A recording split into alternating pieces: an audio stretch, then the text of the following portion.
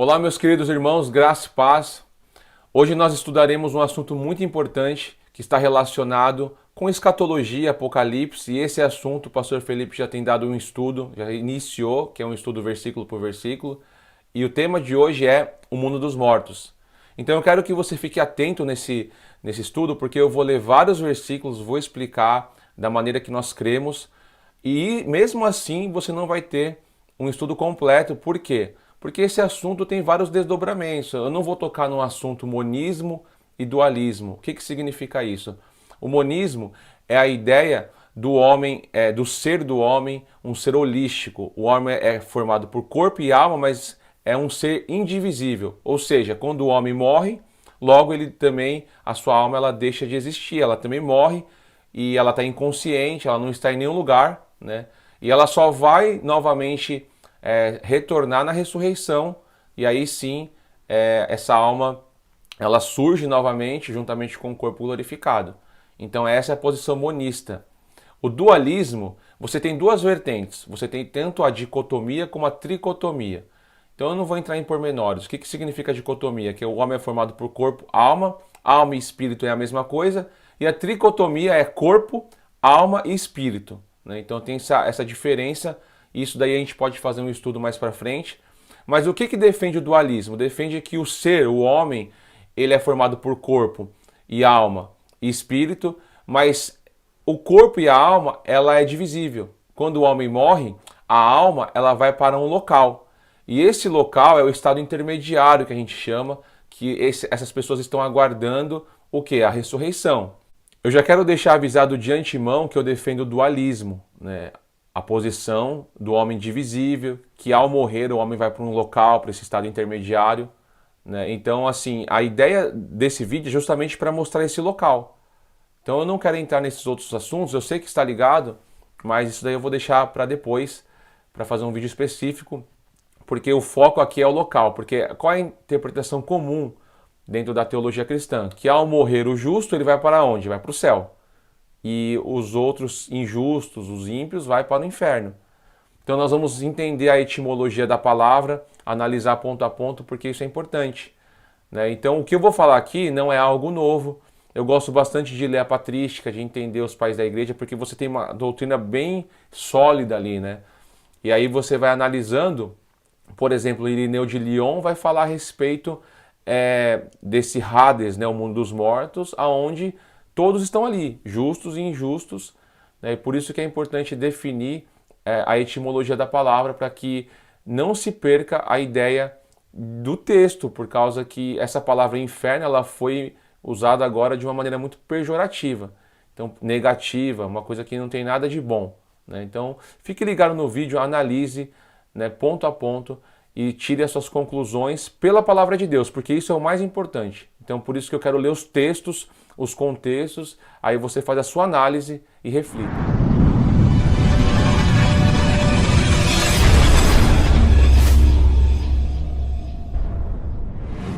Primeiro ponto, é importante a gente entender a etimologia da palavra, que significa o quê? A raiz, né, daquela palavra, qual o seu real significado, porque conforme os debates que vão tendo teológicos, e isso é muito bom para que você construa uma doutrina sólida, às vezes a palavra acaba perdendo o seu real significado.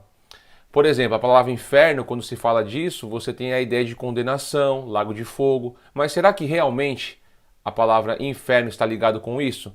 Hoje para nós, sim, né? Mas nós vamos fazer as distinções da palavra para nós chegarmos na conclusão do juízo do lago de fogo, etc, etc. Então, infernos é uma palavra que vem do latim, que significa mundo inferior ou lugares baixos, né? Isso aí você vai encontrar na Vulgata de Jerônimo, né?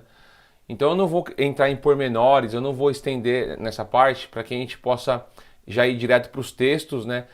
Hoje não tem desculpa, você pode pegar aí um dicionário, você tem aplicativos que são gratuitos, principalmente que você busca a palavra na sua raiz, no original, tanto grego, hebraico. Então é importante isso, você não precisa ler, né? Se bem que é bom você praticar a leitura, mas se você não tem esse conhecimento, você tem os aplicativos. Então nós somos indesculpáveis hoje para fazer uma análise da palavra na sua raiz. ainda que seja limitado, mas já tem um bom material, né? Temos dicionários, etc, etc. Então essa palavra inferno, ela era traduzida no contexto original ali do que foi escrito como mundo inferior, que seria o quê? Seria a tradução do grego Hades, mundo dos mortos, e do grego você tem a tradução Sheol, né, que está relacionado com o mundo dos mortos. Algumas pessoas, né, alguns segmentos interpretam que Sheol e Hades seja sepultura em alguns contextos, mas eu acredito que são distintos. Por exemplo, você tem a palavra 63 vezes Sheol no Antigo Testamento, sendo traduzido por sepultura, morte, inferno, além, né? Mas você tem uma palavra específica no hebraico para definir sepultura, túmulo, que é a palavra keber. Essa palavra ela é traduzida somente para sepultura. A mesma coisa você também tem no grego, que é a palavra Hades, né? Você tem a palavra Tafos, que é sepultura. Então, se você tem essas palavras distintas, logo você entende então que Sheol, Hades, né, está relacionado a um local específico, que é o mundo dos mortos. Então, quando você vai pegar essa palavra inferno, ela foi traduzida algumas vezes ali, Hades, inferno, aí você tem Sheol, inferno, que é no hebraico, mas você tem mais duas palavras no grego que você tem a tradução de inferno, que é a palavra Gehenna, né, que você encontra mais ou menos 12 vezes no Novo Testamento. Então você pode fazer essa pesquisa numa Bíblia eletrônica, né, aí você digita a palavra ali no hebraico, no grego, e aí você vai ter todas as relações. E é importante nós analisarmos. Então, essas 12 vezes que aparece Gehenna, vai estar traduzido por inferno. E Hades, você tem no Novo Testamento 11 vezes. Mais ou menos 7 vezes você tem traduzido por inferno, 3 vezes você tem ali morte e uma além, né? Então, olha como você tem uma coisa assim complexa e complicada em relação à tradução. E você tem uma vez a palavra tártaro, que também você vai encontrar ali só uma vez no Novo Testamento, que é em 2 Pedro, capítulo 2, versículo 4. Nós vamos ler o versículo aqui agora, que diz o seguinte: porque se Deus não poupou a anjos quando pecaram, mas lançou-os no inferno, no Tártaro, e os entregou ao abismo da escuridão, reservando para o juízo. No dicionário que eu tenho aqui do Novo Testamento Strong, ele vai falar que o Tártaro é o abismo mais profundo do Hades, né? Aonde estão os anjos aprisionados. Mas a ideia que se tem do Tártaro é o abismo que está abaixo do Hades, que é o mundo dos mortos. Mas aonde que fica esse mundo dos mortos? Então a gente vai ter que analisar os textos, né, meditar nessas palavras Hades, né? Então existe para nós aqui uma diferença. Então a gente entende que existem palavras específicas para sepultura e você tem a palavra Sheol, Hades, relacionado ao mundo dos mortos, né? Que aí foi traduzida a palavra inferno. E aí a palavra inferno já ficou uma coisa mais negativa, que seria a ideia do Gehenna de fogo, né? Que é um inferno de fogo. E só lembrando que o Gehenna, ele significa o quê no hebraico? É o Vale de Hinnom, né? O que é o Vale de Hinnom? Era um depósito, né, de lixos, onde ficava fora de Jerusalém, que ali você tinha os cadáveres que eram lançados ali para ser queimados, você tinha os lixos, então o fogo não se apagava. Então é mais ou menos essa ideia. Eu estou resumindo para que você estude na sua casa. Então você tem essas distinções de palavras. E agora nós vamos ler todos os textos, quase todos, né, que vai falar a respeito ali no Novo Testamento. Vamos fazer algumas considerações no Antigo Testamento na palavra Sheol, mas não vai dar para fazer em todas porque são 63 vezes que aparece esse texto. Então ficaria meio complicado a gente fazer esse vídeo. Ia ficar muito longo, ia ser muitos estudos sobre isso daí, para a gente ler todos os versículos e os seus contextos. Mas vamos pegar os principais, aí você faz uma análise na sua casa. Lucas 16, versículo 19 ao 31. Antes de nós entrarmos nesse texto, você tem ali dentro do contexto, muitos falam de uma perícope parabólica, né, são várias parábolas que antecedem esse texto do rico e do Lázaro, que é da dracma perdida, do filho pródigo, e também você tem ali do administrador infiel. Jesus ali você vê claramente, nesse contexto, reprovando a avareza dos fariseus. Isso é notório.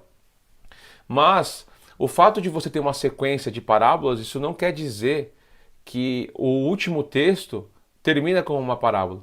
Quando você tem um contexto, é importante analisar o seguinte, que a parábola, ela reflete algo real. Então pode muito bem você ter o texto aqui, você ter as parábolas sendo faladas ali da dracma, do filho pródigo, e Jesus terminar com uma história de fato que acontece depois da morte da pessoa.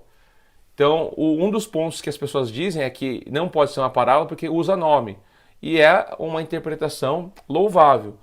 Mas a ideia do texto não pode ser somente o amor às riquezas. Porque você tem uma complexidade após a morte. Então você tem ali verdadeiramente um local específico aonde essas pessoas estão.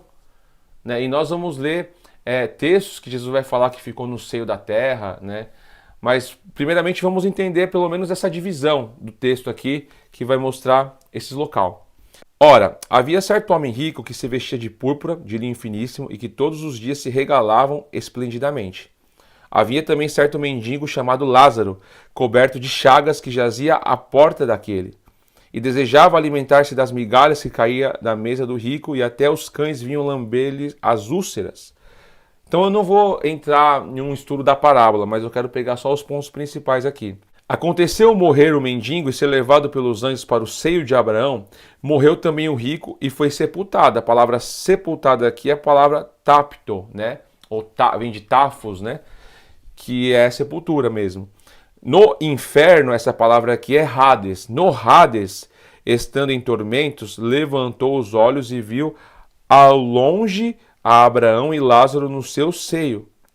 Então, clamando, disse: Pai Abraão, tem misericórdia de mim e manda a Lázaro que molhe em água a ponta do dedo e me refresque a língua, porque estou atormentado nessa chama. Disse, porém, a Abraão: Filho, lembra-te de que recebeste os teus bens em tua vida, Lázaro igualmente os males. Agora, porém, aqui ele está consolado e tu em tormento, e além de tudo está posto um grande abismo entre nós e vós, de sorte que os que querem passar daqui para vós outros não podem, nem os de lá passar para nós. Ou seja, você percebe que os dois morreram, né? E aqui é uma coisa interessante que nós temos que analisar, que o Lázaro foi levado para o seio de Abraão. Seio de Abraão não é o nome do local, mas a palavra seio é estar junto de Abraão. Ou seja, em um local onde Abraão estava também. Assim como você tem ali no texto de João, capítulo 1, versículo 18, que vai dizer assim: Deus nunca foi visto por alguém. O Filho unigênito que está no seio do Pai, esse o revelou. Ou seja, estava junto do Pai. Então Lázaro morreu e foi para junto do Pai, e o rico foi para um outro local. Mas aqui vai dizer que no Hades, né, no inferno, estando em tormento, né, ou seja, o rico estava no Hades, que é o mundo dos mortos, na parte dos injustos.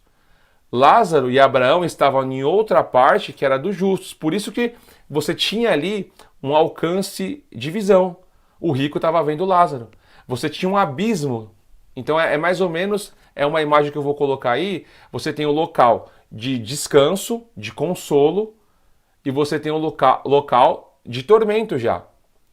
E você tem um abismo. Esse abismo, aí muitos entendem que seja aquele texto que eu disse de 2 Pedro capítulo 2, versículo 4, o Tártaro, aonde estão os anjos. Então o Hades, na verdade, ele não está relacionado com uma coisa negativa somente. A palavra inferno foi traduzida aqui, mas eu acredito que deveria ter deixado a palavra Hades, porque a palavra Hades dá a ideia o quê? De mundo dos mortos. Dentro desse local você tem dois compartimentos. O local aonde está o rico e o local aonde está Abraão e Lázaro, que é um lugar já de consolo. Aí você vai ver no texto que o rico vai pedir para que ele pudesse voltar para falar para os seus irmãos, para não ir para aquele lugar. E Abraão vai dizer, ele já tem a lei e os profetas, ouve a Moisés. Aí ele vai dizer, se eles não acreditam na lei de Moisés, muito menos vão acreditar que um morto vai ressuscitar. Identificando ali a questão de Cristo ressuscitando dos mortos. Então isso é muito importante fazer a análise, você já tem esse local. Agora nós vamos ler outros textos que você vai identificar que Cristo, ao morrer, ele foi para esse lugar. Ele foi para o mundo dos mortos. Por isso que você vai ver no texto, Atos capítulo 2, versículo 27, o seguinte: porque não deixará minha alma na morte, no Hades, nem permitirás que o teu santo veja a corrupção. Pedro está falando de Cristo, fazendo uma ligação com o Salmo 16, E ele vai dizer que a alma de Cristo não ficou no Hades, no mundo dos mortos. Por quê? Quando Cristo morreu, ele ficou 3 dias e 3 noites no seio da terra.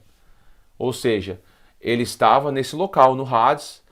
E é importante lembrar que o mundo dos mortos, né, ainda que as pessoas que morrem vão para lá, as suas almas vão para lá, a consciência que existe ali é limitada. É um resquício de consciência. Não é plena. Para ser pleno, você precisa ressuscitar. O seu corpo precisa unir a sua alma e você tem que ressuscitar. Por isso que a ressurreição dos mortos é muito importante. Se Cristo não tivesse ressuscitado, é vã a nossa fé. Paulo vai dizer isso. Então nós não íamos ter esperança. Por quê? Porque a esperança de um homem completo, pleno, é a ressurreição. Então Cristo ficou 3 dias e 3 noites ali. Aí você pode perguntar, mas Cristo não foi para o paraíso? Nós vamos explicar todos esses textos, por isso que tem que ter muita calma. Então, analisando esses pontos aqui, você percebe que quando Cristo morreu, ele foi para o Hades. E isso, Mateus capítulo 12, versículo 40 vai confirmar. Vamos ler o texto. Versículo 38, vamos pegar aqui o contexto.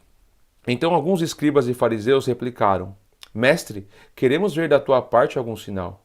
Ele, porém, respondeu: Uma geração má e adúltera pede um sinal, mas nenhum sinal lhe será dado, senão o do profeta Jonas. Porque assim como esteve Jonas, olha que interessante, assim como esteve Jonas, 3 dias e 3 noites no ventre do grande peixe, assim o Filho do Homem estará 3 dias e 3 noites no coração da terra. Né? Então, onde que é esse coração da terra? Nós temos que ler o profeta Jonas. Porque o profeta Jonas vai falar algumas coisas ali que é interessantíssimo. Aí você pode me dizer assim, mas aqui não está escrito que o coração da terra é o Hades, né? Você pode falar, aonde que está falando do mundo dos mortos? Eu digo que é o coração da terra, é o Hades, justamente por causa do profeta Jonas. Então nós temos que ler lá o texto, ok? Vamos lá. Jonas capítulo 1, versículo 17. Então, no contexto, você vai ver que o mar estava em fúria, e aí eles estavam tentando descobrir, né, os navegadores ali, por causa de quem que estava acontecendo aquela fúria de Deus, né? E descobriram Jonas. E vai dizer o texto: Deparou o Senhor um grande peixe para que tragasse a Jonas. E esteve Jonas 3 dias e 3 noites no ventre do peixe. Nós temos que continuar lendo o texto, porque é a continuação. É o capítulo 2, não terminou a perícope. Então, olha que interessante. Quando você tem essa expressão então, porque está continuando, né, o texto que nós estávamos lendo do versículo 17 do capítulo 1. Mudou o capítulo, mas não mudou a perícope. Então Jonas, do ventre do peixe, orou ao Senhor, seu Deus, e disse: Na minha angústia clamei ao Senhor, e ele me respondeu do ventre do abismo, do ventre do Sheol. Olha que interessante. Gritei e tu me ouvistes a voz. Eu não vou continuar lendo o texto aqui, mas você percebe que ele clamou do ventre do abismo, que era o ventre daquele grande peixe. E a palavra abismo aqui é Sheol. Você percebe que Jonas estava dentro do peixe consciente. Ele não tinha morrido, ele estava clamando. Por isso que o Sheol é o lugar do mundo dos mortos. Quando Jesus disse que ele ficaria 3 dias e 3 noites, de fato ele ficou no Hades. Ele não foi para outro lugar, ele não foi para o céu, como muitos alegam. E aí nós vamos ler esses textos ainda, por isso que tenha paciência. Então lembre-se disso, a palavra Sheol é do hebraico e Hades do grego. Quando você tinha a Septuaginta, você tinha a palavra Sheol sendo traduzido tudo por Hades. Por isso que é importante a gente ter essa ideia. Quando eu falo de Sheol e Hades é a mesma coisa, só muda o idioma. É interessante, nós lemos outros textos que vai falar a respeito desse assunto aqui, que é Mateus capítulo 16, versículo de número 18. Também eu te digo que tu és Pedro, e sobre esta pedra edificarei a minha igreja, e as portas do inferno não prevalecerão contra ela. Ou seja, o que é essas portas do inferno? A palavra aqui é Hades. As portas do Hades não prevalecem contra a igreja. O que quer dizer isso? Isso quer dizer que as pessoas que morrerem em Cristo, o mundo dos mortos não vai contê-los, porque eles vão ressuscitar, eles vão sair dali. Isso é importante frisar. A ideia que se tem do inferno, as portas do inferno não prevalecem contra a igreja, que parece que o inferno é o diabo e os seus exércitos, e eles estão atacando as nossas vidas, e aí não vai prevalecer porque a igreja tem ali a promessa que eles não venceriam. Mas a promessa que Jesus está falando aqui é que a igreja, que as portas do inferno não prevalecem, é porque elas vão ressuscitar. E essa ressurreição, aí por isso que eu digo que o estudo que nós fazemos sobre o mundo dos mortos, sobre o inferno, é estudo escatológico. Isso se dá para quem acredita no pré-milenismo, isso se dá na primeira ressurreição. Nós que vivemos uma vida em Cristo, né, já podemos dizer pela fé que nós ressuscitamos com Cristo, por isso que nós vivemos uma vida de ressurreto, mas isso vai acontecer plenamente na ressurreição dos corpos. Né? As portas do inferno, é que as portas do Hades ali, não prevalece mais contra nós hoje, porque nós vivemos uma vida de ressurreto. Então Paulo vai dizer isso, que nós ressuscitamos com Cristo e buscamos as coisas do alto. Isso é muito importante. Agora, olha o que vai dizer em 1 Coríntios capítulo 15, versículo de número 51. Eis que vos digo o mistério, nem todos dormiremos, mas transformados seremos todos, em um momento, em um abrir e fechar de olhos, ao ressoar da última trombeta. A trombeta soará, os mortos ressuscitarão incorruptíveis e nós seremos transformados.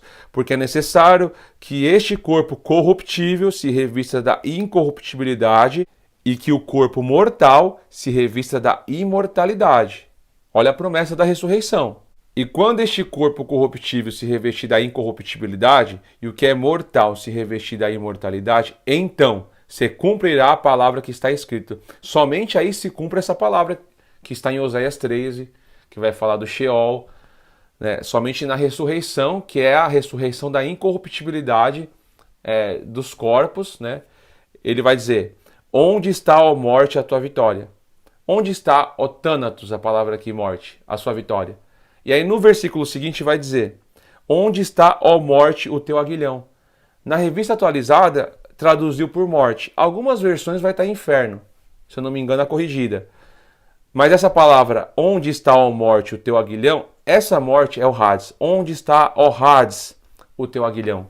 O mundo dos mortos, né, por mais que você tenha uma parte de consolo, né, e a outra parte você tem ali de tormento, para nós que estamos esperando a ressurreição, ali é um estado que nós ansiamos sair dali. Nós queremos sair dali para nos encontrarmos com Cristo, nos ares, e estar para sempre com o Senhor. E Paulo vai dizer em 1 Tessalonicenses capítulo 4, versículo 17, o seguinte, que é o mesmo contexto de 1 Coríntios 15, que ele vai falar que os mortos vão ressuscitar primeiro e os que ficarem vivos serão transformados, e ele vai dizer no versículo 17, depois nós, os vivos, os que ficarmos, seremos arrebatados juntamente com eles, entre as nuvens, para o encontro do Senhor nos ares, e assim estaremos para sempre com o Senhor. Estaremos é futuro. Vamos estar para sempre com o Senhor. É só na ressurreição. Mas aí algumas pessoas podem perguntar o seguinte, mas Paulo lá em Filipenses 1:23 vai falar que o desejo dele é partir e estar com Cristo. Então você percebe que você está com Cristo na partida, isso não quer dizer que você está com o Senhor plenamente, para sempre com o Senhor, com o seu corpo, com a sua alma, ressuscitando ali no contexto da última trombeta, e está com Cristo agora para sempre. É isso estar plenamente com Cristo. Porque você estando ali naquele local, por mais que seja um local de consolo, né, e Cristo está ali, nós vamos mostrar isso dentro do Salmo 139. Nós vamos fazer toda uma ligação de textos, porque fala de Sheol, fala de Hades. Cristo estando ali, né, isso não quer dizer que você está plenamente com Cristo. Paulo vai falar que estaremos para sempre com o Senhor por causa da ressurreição. A ressurreição faz com que o homem seja pleno, né, o seu estado pleno. Amém? Então isso é muito importante. Dito isso, nós já sabemos aonde fica o local então. O mundo dos mortos, você tem o lugar do injusto e do justo. Mas será mesmo que Jesus levou esse local, né, do justo para o céu? Então nós vamos ler os textos aqui, eu quero que você medite, porque são textos muito importantes, como Lucas 23 vai falar do paraíso. 3 vezes você tem essa palavra, nós vamos ler todas elas, vamos ler o contexto. Será que Jesus realmente levou esse local para o céu ou está no mesmo lugar? Então é isso que nós temos que meditar. Lucas capítulo 23, versículo de número 42. Antes de nós lermos o versículo 42, você tem ali os dois malfeitores, né? E um malfeitor faz uma pergunta. Essa pergunta é importantíssimo de se analisar, porque é a resposta aqui que Jesus vai dizer no versículo logo 43, que ele vai falar: você vai estar comigo no paraíso, hoje você vai estar comigo no paraíso. Então nós vamos precisar analisar primeiramente a pergunta. Olha o que diz o texto. E acrescentou o ladrão dizendo: Jesus, lembra-te de mim quando vieres no teu reino. Essa palavra vieres é a palavra, quando você lê o texto no grego, vai estar ali elto, né? Que a sua raiz primária é erkomai. E a palavra erkomai, a ideia é de vir, de vieres. Algumas versões, que se eu não me engano é a corrigida, essa aqui é atualizada, tá vieres. Se você fazer uma pesquisa dessa palavra, em todos os contextos você vai ver a palavra no sentido de vir, né? Você tem duas vezes essa expressão entrar. Mas se você substituir essa palavra entrar por vir, né, vai dar a mesma coisa nos textos. Então, erkomai não é a ideia de entrar, é de vir. Então, por isso que isso é importante. Porque quando você tem essa pergunta, quando vieres no teu reino, isso é futuro. Vier no reino. E quando é que acontece isso? Por isso que eu estou dizendo, isso envolve escatologia e envolve até reino milenar. Porque se você entende que entrou no reino, então o reino já aconteceu.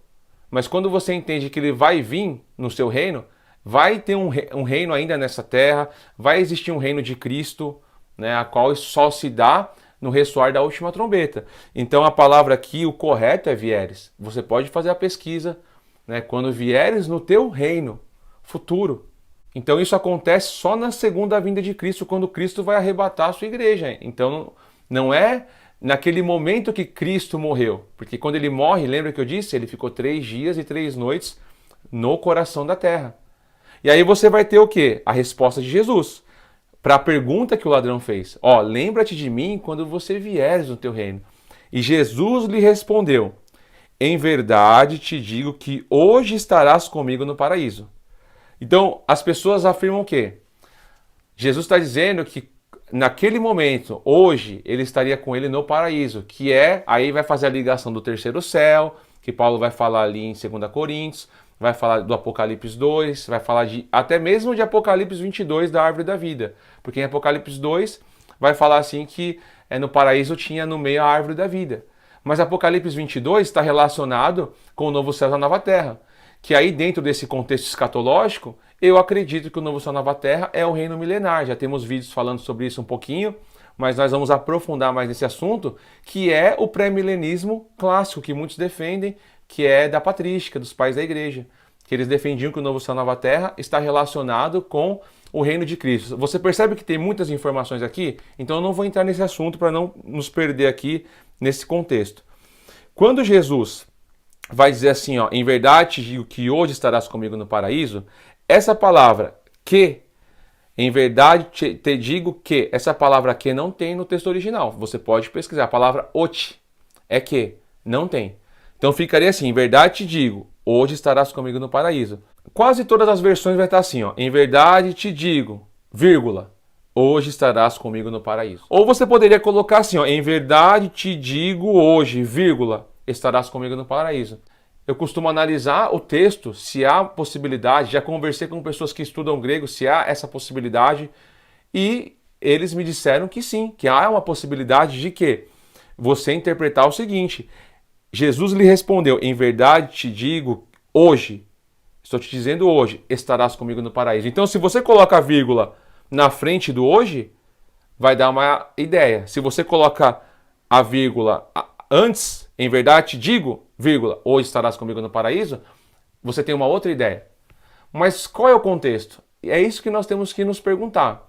O contexto é um pedido, né, do ladrão. Lembre-te de mim quando vieres no teu reino. Se você tem um pedido desse, você não vai deixar a pessoa sem resposta. Jesus respondeu, ó, em verdade eu te digo hoje, você vai estar comigo no paraíso, que é neste reino que vai estar por vir. Essa expressão, em verdade te digo hoje te digo, né? Isso você vai ter muito no Antigo Testamento. Eu vou até deixar vários textos aí para vocês meditar aí, que eu vou colocar na tela.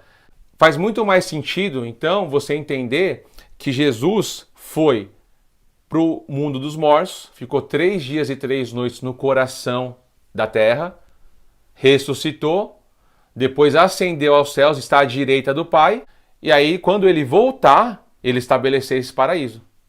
O Éden que se perdeu. Por isso que o milênio em Joel vai mostrar o Éden que se perdeu, está relacionado com o Éden. Mas aí você pode dizer, não, mas Paulo vai dizer que o paraíso é o terceiro céu, né? Que ele foi no paraíso e teve revelações, né? Então vamos analisar esse texto, que vai falar de 2 Coríntios. Versículo 1, vamos ler o contexto. Se é necessário que me glorie, ainda que não convém, passarei as visões e revelações do Senhor. A palavra aqui, revelação, é apocalipse do Senhor, né? Olha que interessante. É a mesma coisa que João teve uma revelação, né? Que é o Apocalipse, do capítulo 1 até o 22. Então eu vou passar o quê? O Apocalipse do Senhor. Conheço um homem em Cristo que há 14 anos foi arrebatado até o terceiro céu, se é no corpo ou fora do corpo não sei, Deus o sabe. E sei que o tal homem, se no corpo ou fora do corpo não sei, Deus o sabe, foi arrebatado ao paraíso e ouviu palavras inefáveis, as quais não é lícito ao homem referir. Você percebe que Paulo teve uma visão, uma revelação, né? Ele foi arrebatado ao terceiro céu e ouviu palavras inefáveis, as quais não era lícito ao homem referir. O que aconteceu com Paulo? É isso que nós temos que analisar. Ele foi arrebatado ao terceiro céu porque ele teve uma revelação, teve um apocalipse do Senhor. O apocalipse, né? A gente sempre usa essa expressão como algo futuro, escatológico, e é o que Paulo teve aqui, uma revelação do paraíso, do reino de Cristo. E quando você soma isso com João, você vai ver a árvore da vida no paraíso. E justamente a árvore da vida você encontra no último capítulo ali de Apocalipse, que é a árvore da vida com 12 frutos. Olha como está tudo conectado. Então a ideia de paraíso não é o céu, que tem pessoas no céu, mas a ideia de paraíso é reino.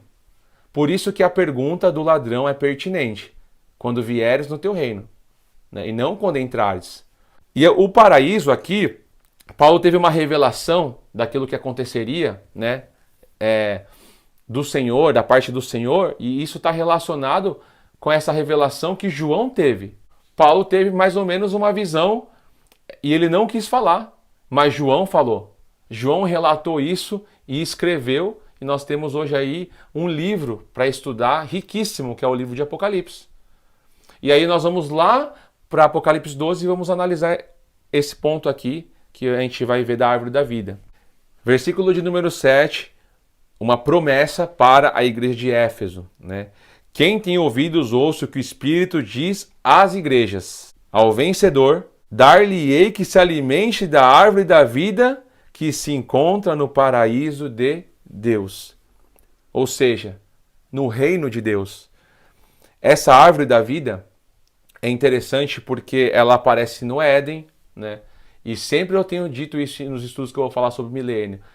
O milênio é o Éden restaurado. Joel vai falar sobre isso. Joel capítulo 2, 1 e 2, se você for ler esses textos, você vai ver ali. E aí você tem uma promessa para os vencedores, para aqueles que perseverarem até o fim. Você vai ter uma promessa de que esses vão se alimentar da árvore da vida que se encontra no paraíso de Deus. Você percebe que aqui está falando da árvore toda, da árvore da vida. Você vai ter acesso a ela, esse alimento. Lá em Apocalipse 22, quem está se alimentando da árvore da vida não é a igreja, mas são as nações. E não é a árvore toda, são as folhas. Vamos ler o texto para a gente fazer uma análise? No versículo 2, no meio da sua praça, de uma e outra margem do rio, está a árvore da vida, que produz 12 frutos, dando o seu fruto de mês em mês, e as folhas das árvores são para a cura dos povos ou cura das nações. Quando você analisa esse texto, esse 12 fruto aqui, né, eu vou fazer uma rápida análise aqui, está relacionada com a totalidade do povo de Deus. A árvore da vida é Cristo. Então, quando você tem a árvore da vida, a gente se alimentando da árvore da vida, é que a gente tem a vida de Cristo. Nós nos unimos com Cristo, é assim que eu entendo. e aí você tem a representação de 12 frutos de mês em mês, porque Cristo e a igreja vai reinar sobre as nações. Né? Então, o capítulo 21 e 22 do Apocalipse é uma análise, né? Eu sempre tenho falado isso, do capítulo 20. Isso é uma invenção, é uma coisa que a gente trouxe do nada? Não. Isso você tem, se você ler o livro do Diálogo com Trifão, de Justino Marte, você vai ver ali o pré-milenismo clássico, como muitos falam e defendem, né? Mas aí eu queria entender melhor, então por isso que eu recomendo. E a gente mais pra frente vai fazer um estudo mais conciso, melhor, quem sabe aí uma coisa mais privada, que dê para fazer perguntas, porque são assuntos complexos que a gente está estudando. Até hoje a gente estuda, medita e analisa, por isso que é importante a gente levar em consideração todos esses pontos, ok? Mas vamos lá. Então você percebe que o paraíso não está ligado com o céu, que Jesus transportou, né, aquele local dos justos, né, que estava no mundo dos mortos, para o céu. O paraíso está ligado com o reino. Né? Então isso já quebra toda a ideia de que nós temos que entender quando Jesus morreu ali, ele foi para o paraíso. Ele não foi para o paraíso, ele foi para o coração da terra, para o Sheol, como eu li os textos lá de Jonas e de Mateus 12. Então o que nós temos que entender é a pergunta do ladrão, o pedido do ladrão, né? E entendemos a resposta de Cristo. Outro texto que é usado muito para falar a respeito que Jesus transportou esse local para o local onde nós falamos que é o terceiro céu, que é o paraíso, que já não tem mais nada a ver como nós vimos nos textos. Então eu quero que você medite. É Efésios capítulo 4, versículo 8. Vamos ler esse texto também? Diz assim, versículo 7. E a graça foi concedida a cada um de nós segundo a proporção do dom de Cristo. Por isso diz, quando ele subiu às alturas, levou cativo o cativeiro e concedeu o dom aos homens. Ora, que quer dizer subiu, senão que também, havendo descido até as regiões inferiores da terra, aquele que desceu é também o mesmo que subiu acima de todos os céus para encher todas as coisas. E aí ele vai falar que ele concedeu um para apóstolos, etc, etc. Eu vou parar aqui. As pessoas pegam esse texto e dizem, viu? Ele levou cativo o cativeiro. O cativeiro seria o local dos justos, ele levou para o céu. Mas será que esse cativeiro está relacionado com o justo? Será que a gente estava em um cativeiro? Porque o que eu percebo no texto do rico e do Lázaro, que as pessoas que estavam ali junto de Abraão, Lázaro, estavam em consolo. Ali não é um cativeiro. Então, cativo, levar cativo esse cativeiro, nós vamos ter a ideia do próprio contexto do Salmo 68. Quando a gente for ler a Escritura Sagrada, você vai ver assim, por isso diz aonde? Você tem que sempre ir para o contexto original, que se originou ali em um salmo, ou em um profeta, ou na lei, e aí nós vamos lá para Salmo 68, versículo de número 18. E ali você vai ter a mesma expressão e vai dizer o seguinte, né? Nesse texto eu acho interessante. Tu subistes ao alto, levastes cativo o cativeiro, recebestes dons para os homens e até para os rebeldes, para que o Senhor Deus habitasse entre eles. Bendito seja o Senhor que de dia em dia nos cumula de benefício, o Deus que é a nossa salvação. O nosso Deus é o Deus da salvação, e a Jeová, ou Yahvé, o Senhor, pertence às saídas para escapar da morte. Olha que o texto diz aqui nesse contexto do Salmo 68.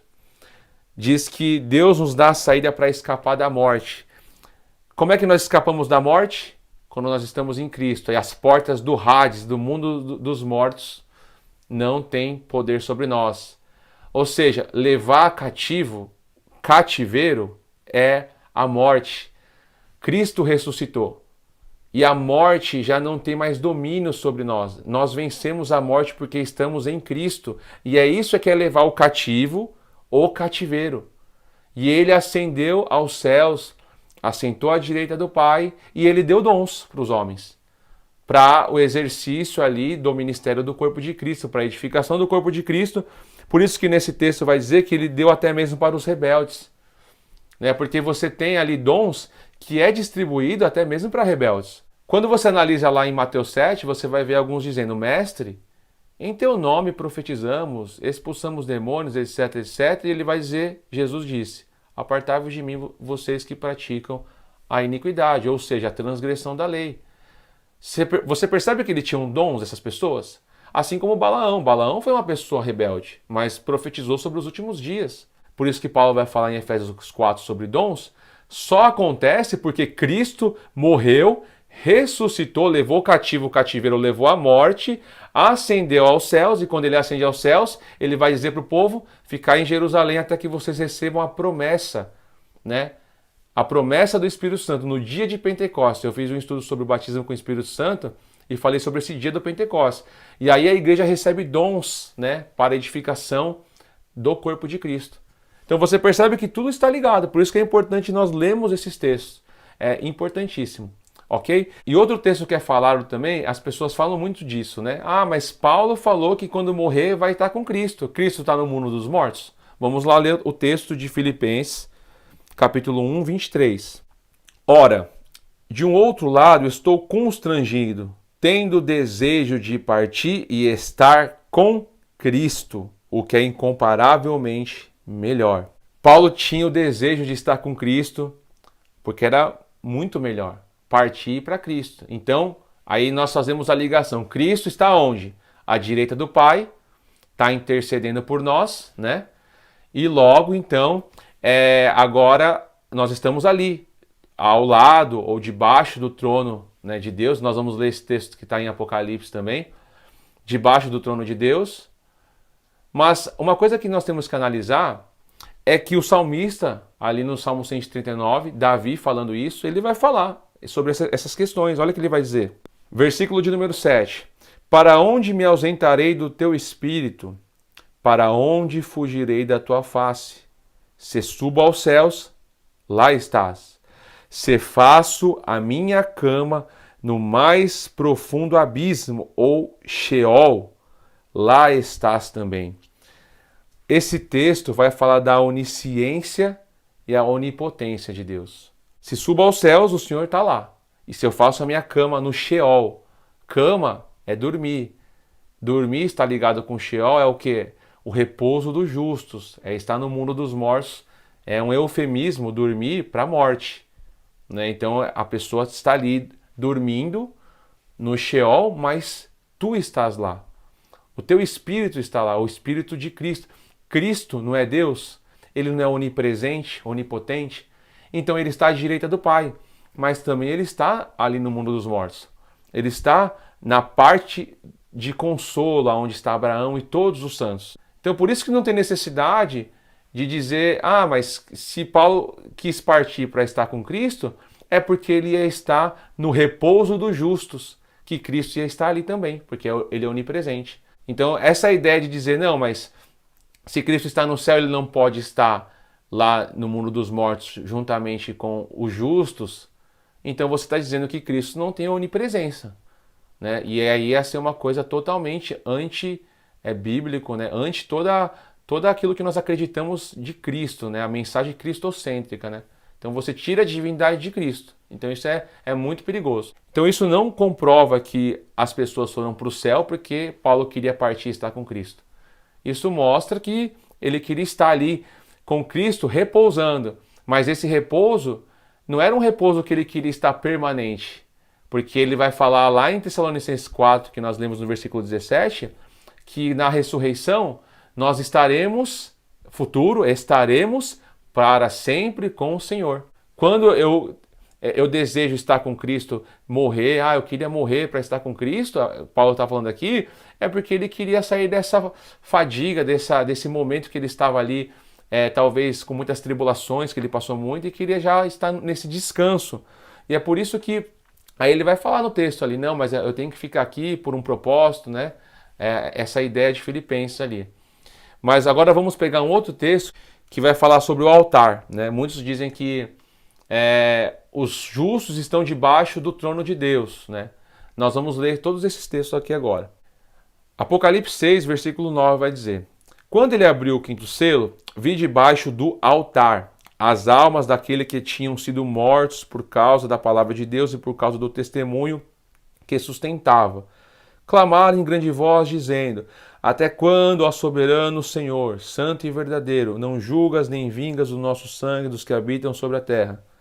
Então a cada um deles foi dada uma vestidura branca, e eles disseram que repousasse ainda por pouco tempo, até que também se completasse o número dos seus conservos e seus irmãos, que iam ser mortos como igualmente eles foram.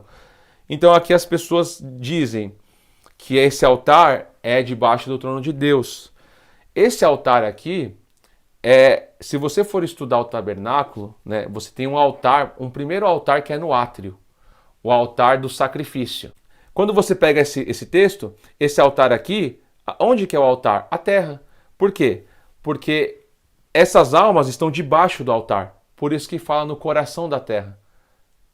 Está ali no interior da terra. O mundo dos mortos fica localizado ali. E o que diz o texto? Que eles estão debaixo desse altar, porque eles estão sendo mortos na terra. E aí, quando eles morrem, eles vão para debaixo do altar, que é o mundo dos mortos. Então é isso que está relacionado a esse altar, que é o altar de sacrifício, que se você analisar o tabernáculo, está no átrio, né, na parte de fora. E muitos vão pegar também o texto de Apocalipse 8 e vai dizer o seguinte, que lá tem um altar, e ali você vê que o altar está na presença de Deus, então por isso que está relacionado com o trono de Deus, porque faz uma ligação do altar do capítulo 6 com o capítulo 8, que vai dizer assim: Quando o cordeiro abriu o sétimo selo, houve silêncio no céu, cerca de meia hora. Então vi os 7 anjos que se acham em pé diante de Deus, e lhe foram dadas 7 trombetas. Veio outro anjo e ficou de pé junto ao altar, com um incensário de ouro, e foi-lhe dado muito incenso para oferecer com as orações de todos os santos sobre o altar de ouro que se acha diante do trono. Então as pessoas falam assim, não, tá vendo? Ó, o altar ali de Apocalipse 6, aqui você vê que o altar está ligado, né? Que se achava diante do trono, né? Então por isso que a gente crê que está debaixo do trono ali, né? Mas quando você pega esse altar é de ouro. O altar de ouro não tem nada a ver com o altar do sacrifício. O altar de ouro é onde ficava o incensário.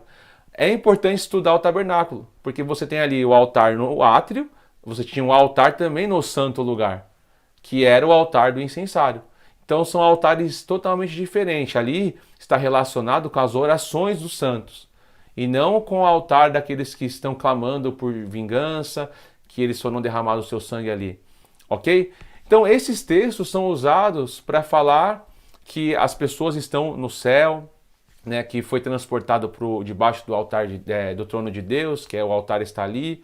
Então por isso que vale a pena a gente estudar ponto a ponto. Então é muito importante a gente fazer essa análise completa, né?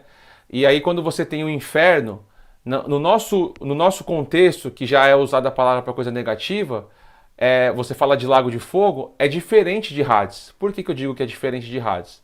De mundo dos mortos. Porque o Hades vai ser lançado no lago de fogo, que aí sim seria o Guiena de fogo, ou o inferno de fogo, né? Como nós vamos ler aqui, vamos pegar aqui em Mateus, no capítulo 10, versículo 28. Não temais os que matam o corpo, e não pode matar a alma. Temei antes aquele que pode fazer perecer no inferno, a palavra aqui é Guiena, tanto a alma como o corpo, né? Então isso acontece somente no juízo final, que nós vamos ler esse texto logo logo. E olha que vai dizer mais um texto em Mateus 18, 9. Se os teus olhos te fazem tropeçar, arranca e lança-o fora de ti. Melhor é entrares na vida com um só dos teus olhos do que tendo 2 seres lançados no inferno de fogo. A palavra inferno aqui é Guiena, que se lançaram no Guiena de fogo. Então esse inferno de fogo é o lago de fogo, que está lá em Apocalipse, no capítulo 20, que vai dizer o seguinte, versículo de número 13, aqui você tem o juízo final, o grande trono branco, né? E aí vai dizer, deu o mar os mortos que nele estavam, a morte e o além, a palavra além aqui é Hades, a morte e o Hades entregaram os mortos que nele havia e foram julgados um por um segundo as suas obras. Então, a morte, o Thanatos, né? E o inferno, o Hades. Olha como fica confuso. Você lê o inferno lá em Mateus 10, 28 e 18, que era Guiena, aqui é Hades. E o inferno, Hades, né? Foram lançados para dentro do lago de fogo. Esta é a segunda morte, o lago de fogo. Esse lago de fogo, nós acreditamos que é o Guiena de fogo, o inferno de fogo. O lago de fogo, ele é inaugurado primeiramente na vinda de Cristo, né? Quando Cristo vem, essa segunda vinda, antes, né, do milênio, ele vem, a besta e o falso profeta é lançados vivos no lago de fogo. Eles inauguram o lago de fogo. Mas as pessoas que morreram em todas as gerações, que não vão ressuscitar, que vão ser julgados pelas suas obras más, né? Eles vão ressuscitar só no juízo final, e aí sim, depois do milênio, aí eles vão ser lançados no lago de fogo. Então aí é a segunda morte. Então não tem pessoas no lago de fogo ainda. Hoje não tem ninguém no lago de fogo. O lago de fogo não foi inaugurado por ninguém. Isso é importante lembrar. Então, quando se fala de inferno, né, as pessoas sempre têm essa ideia do lago de fogo. Então, se você tem essa ideia, entenda que as pessoas vão ser lançadas ainda no lago de fogo. Hoje as pessoas estão no estado intermediário, que é o quê? O mundo dos mortos. Mas nesse mundo dos mortos, você já tem ali um lado que é do injusto, do rico e das pessoas injustas, já um tormento, e você tem ali já um consolo. Mas não é algo definitivo aqui, porque todos esses vão ressuscitar para ser julgados. Quando Cristo vier, primeiramente que vai ser ressuscitado, a primeira ressurreição é os santos, né? Por isso que aí você tem aquela pergunta do... Pergunta não, né? Você tem ali aquele pedido do ladrão. Lembra-te de mim quando vieres no teu reino. Né? E aí Jesus vai falar, hoje, eu estou te dizendo hoje, você vai estar comigo no paraíso. Jesus prometeu o paraíso, ou seja, o reino. Na primeira ressurreição, nós reinaremos com Cristo, o reino milenar se inicia, já o reino eterno de Cristo. E aí, isso aí são estudos para os próximos capítulos, né? Então é muita coisa, acho que já ficou muito longo esse vídeo. Então é mais ou menos essa ideia.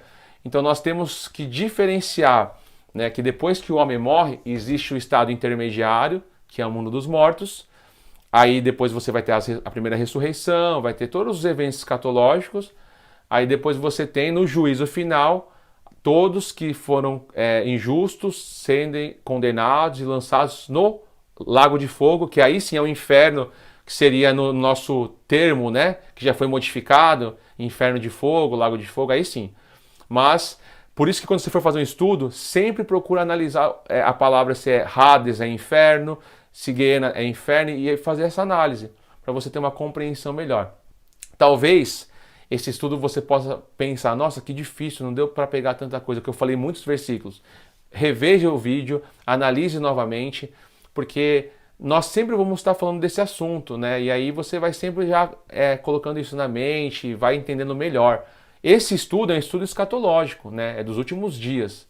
Né? Isso aí está relacionado com a volta de Cristo, tudo, né? Então, assim, a maneira que você interpretar a escatologia, ela muda algumas coisas. Se você é milenista, que não acredita no milênio literal, então vários fatores, né? Então, por isso que eu estou fazendo esse vídeo, para mostrar como nós acreditamos aonde que estão as pessoas no estado intermediário. Ninguém está no céu, né? E ninguém está no lago de fogo ainda, né?